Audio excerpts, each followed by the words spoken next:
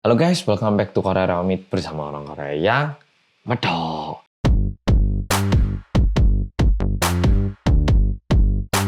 Apakah bolo-bolo ingat? Kayaknya awal tahun ini salah satu video yang sempat ngetrend banget dari videoku adalah tentang berita COVID.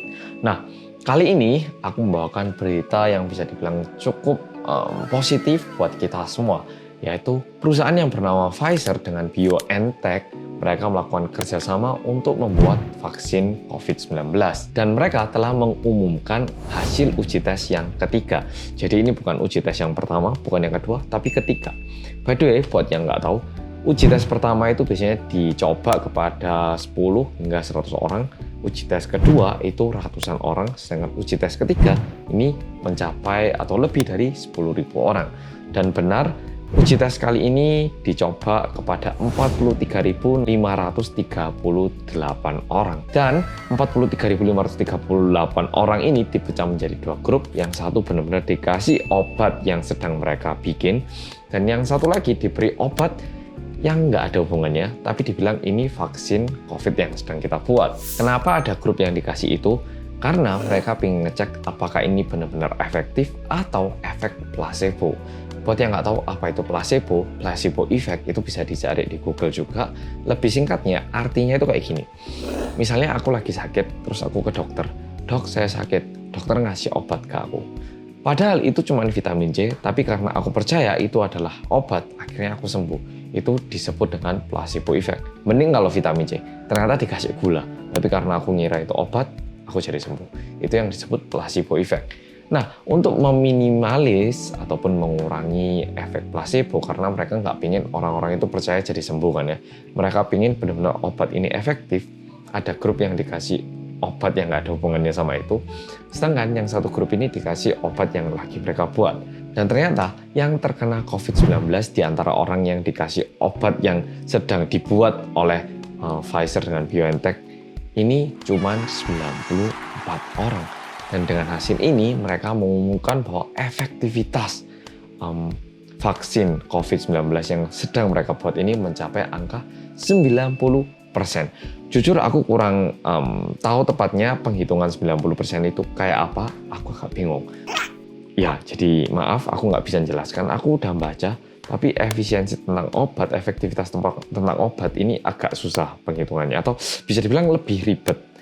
Jadi pokoknya kayak gitu, vaksin yang sedang mereka buat ini katanya memerlukan 2 kali suntikan. Suntikan yang pertama baru efektif setelah 4 minggu, sedangkan suntikan yang kedua baru efektif setelah 1 minggu penyuntikan. Dan berita baiknya lagi, Pfizer dan BioNTech itu bisa dibilang siap untuk memproduksi obat ini. Kalau ini berhasil dengan baik gitu ya. Untuk membuat ataupun memproduksi obat ini sejumlah 15 juta. Efisiensi 90% ini sebenarnya merupakan hal yang sangat wah banget. Karena mereka sendiri yang bikin sendiri aja mengira ini bakal mencapai hanya sekitar 60 hingga 70%. Tapi hasilnya ini mencapai 90%. Nah, di situasi saat ini, di seluruh bumi diperkirakan yang terkena itu mencapai 50 juta orang. Dan kalaupun obat ini misalnya sukses dan berjalan dengan baik, paling cepat obat ini bisa nyampe di Korea itu bulan April tahun 2021 katanya. Nah, meskipun sekarang hasilnya udah lumayan positif, mereka perlu mendapatkan izin dari pemerintah dan banyak lagi izin-izin lain yang mereka harus dapatkan sebelum obat ini disuplai kepada orang-orang yang membutuhkan. Tapi sekarang ada beberapa berita buruknya. Pertama, ada juga ahli yang bilang ini bisa dibilang angkanya terlalu indah untuk dibilang. Karena mereka kan melakukan uji coba di 6 negara terhadap 43.000 orang ini kan ya. Tapi mereka ini berada dalam kondisi ruangan ataupun tempat yang lingkungannya optimal. Sedangkan kalau tempat itu dibandingkan dengan ruang kehidupan yang biasa, lingkungan uji coba Pfizer dengan BioNTech dengan lingkungan hidup sebenarnya itu cukup berbeda, sehingga bisa jadi angka itu sedikit kurang tepat. Yang kedua, obat ini masih uji coba dan masih belum selesai izinnya. Bisa jadi obat ini ternyata ada efek sampingnya setelah beberapa saat yang masih belum kita tahu. Yang ketiga, obat ini sangat lemah dengan yang namanya panas. Panas yang dimaksud di sini bukan suhu 100 derajat ataupun 200 derajat, 30 derajat, bukan. suhu yang dimaksud adalah minus 70 derajat. Jadi obat ini harus disimpan di ruangan bersuhu minus 70 derajat. Kalau lebih panas dari itu, obat ini bisa rusak dan tidak efektif. Nah, berapa banyak negara yang sebenarnya siap untuk menyuplai obat ini dengan suhu ruangan minus 70 derajat? Dan penyimpanan di dalam ruangan bersuhu minus 70 derajat kayak gini, ini disebut cold chain system. Dan nggak banyak negara yang siap dengan sistem ini. Korea pun nggak siap. Jadi kalau misalnya obat ini udah diproduksi di Amerika, tapi kalau misalnya dalam pembawaan ternyata ada perubahan suhu, obatnya bisa rusak. Atau setelah nyampe di negara A, B, C, atau dimanapun, tapi kalau negara itu sendiri masih belum punya fasilitas yang menyanggupi, obat itu juga tidak bakalan efektif. Sehingga cara terbaiknya sebenarnya adalah memproduksi obat itu di dalam negeri itu dan sebisa mungkin disalurkan secepat mungkin. Karena kalau dari luar negeri kan gini-gini lebih panjang ya, toh. Meskipun penyimpanan tetap harus dalam minus 70 derajat. Nah, berikutnya, nggak cuma di Korea, nggak cuma di Indonesia, aku yakin banyak banget negara-negara lain yang sekarang berupaya keras untuk membuat obat ataupun vaksin COVID-19. Nah, untuk perusahaan-perusahaan yang ada di Korea, nggak tahu yang di Indonesia ataupun negara lain kayak gimana. Yang di Korea sekarang memang mereka juga sedang uji coba, uji tes gitu. Tapi kalau dibandingkan dengan hasil yang didapat oleh Pfizer kali ini, itu bisa dibilang cukup jauh. Hasil yang didapatkan Pfizer kali ini jauh lebih baik dan jauh lebih menjanjikan. Sehingga kemungkinan besar orang-orang lebih berharap dengan kesuksesan hasil uji cobanya Pfizer dengan BioNTech.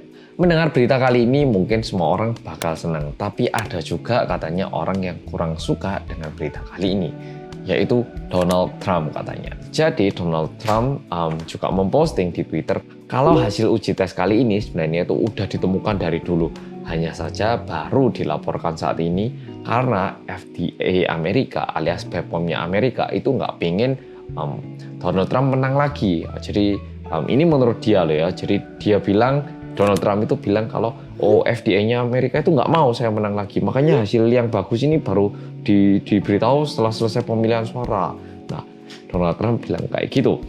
Dan mendengar ini, Pfizer langsung membantah ungkapan Donald Trump. Dia langsung bilang bahwa proyek kali ini investasi yang didapatkan dari Amerika sebesar 0, jadi kosong.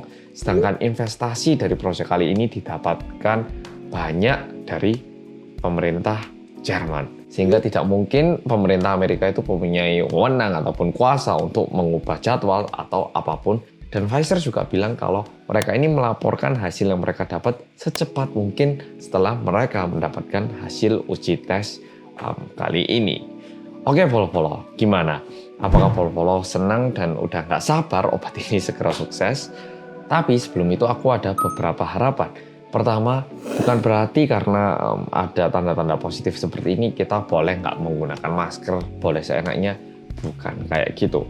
Yang kedua, kalau obat ini benar-benar berhasil, aku harap obat-obat ini bisa disuplai ke semua negara, nggak pandang bulu ekonominya, nggak pandang bulu rasnya. Jangan sampai kalau obatnya benar-benar bagus diberi ke negara-negara yang maju, kalau obatnya kurang diberi ke negara-negara yang kurang atau yang masih kurang maju dengan alasan uji coba ataupun ya maksud-maksud lainnya. Karena semua manusia itu sama dan harus diperlakukan dengan adil. Semoga ini cepat-cepat sukses dan cepat-cepat bisa disebarluaskan. Oke Polo-Polo, jadi jangan lupa share video ini ke teman-teman Polo-Polo yang kurang update tentang COVID dan sampai jumpa di video berikutnya. Bye-bye.